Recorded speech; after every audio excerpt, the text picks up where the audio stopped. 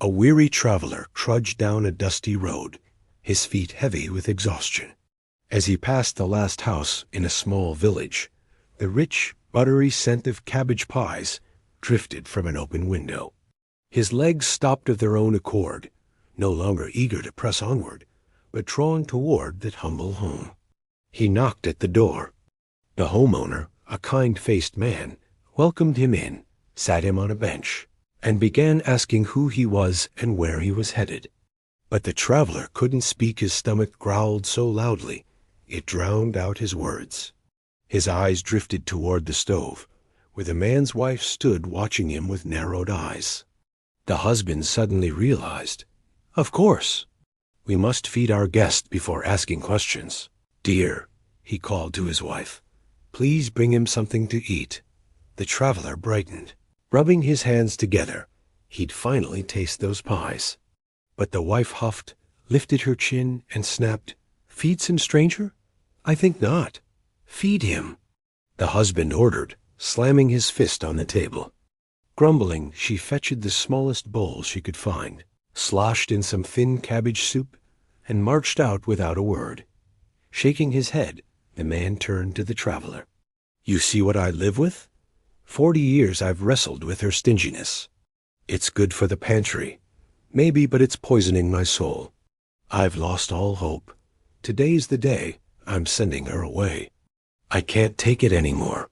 "That wouldn't be wise," said the traveler, already licking his spoon clean. "Kicking her out is like burning down your own house." "What nonsense," the man barked. "I thought you were wise. I welcomed you in, and this is the advice you give? But why keep a house at all?" the traveler pressed gently. "If the front step is broken?" "What?" the man cried. "Of course you keep it. You just fix the step. Rebuilding the whole house would be madness." "Exactly," said the traveler. "You've lived with your wife 40 years, raised children, shared a life, and now you'd throw it all away over something as small as her stinginess? Why not just fix the step?" The husband fell silent, scratching his head so hard it seemed sparks might fly. "Well, maybe fixing it would be better," he admitted. "But how?" "Simple," said the traveler. "You've walked over that broken step for years. You're used to it. Get used to her stinginess, too. Forgive it. And better yet, tell her I compared her to that old crooked step. Then add, I've grown accustomed to the broken step. I can grow accustomed to you, too. If that's who you are, then be that." The man sat still, deep in thought. The traveler rose. "Thank you for not leaving me hungry. Now, might I rest a bit before continuing my journey?" The husband called to his wife. "Prepare a proper bed for our guest." "Give him a bed?" she shouted from the yard. "Let him sleep in the hayloft." The husband bristled, but the traveler waved him off. "No matter. The hayloft's fine. Maybe even better."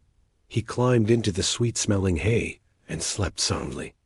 When he awoke, he found himself wrapped in a bright, quilted blanket. Outside, the soft tap of an axe echoed. Peeking out, he saw the husband fitting a brand-new step onto the porch. The traveler stepped out, stretched, and shouldered his pack. "Thank you both. Live well," he said, "and give my regards to your wife." Just then, she appeared on the porch, holding a small bundle. The traveler's nostrils flared. "Ah, those pies must be incredible."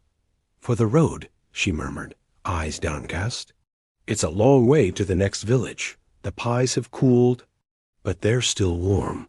He thanked them both, tucked the bundle into his satchel, and walked off. "Carry me, dear legs." And his legs gladly obeyed. Who wouldn't walk eagerly with fresh pies in tow?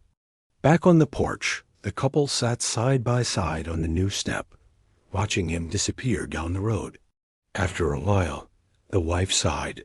"I made a mistake." "What now?" her husband asked warily. "I didn't give him enough pies," she said. "He'll go hungry before the next village." "Oh, I fell back into my old ways, and you didn't even scold me."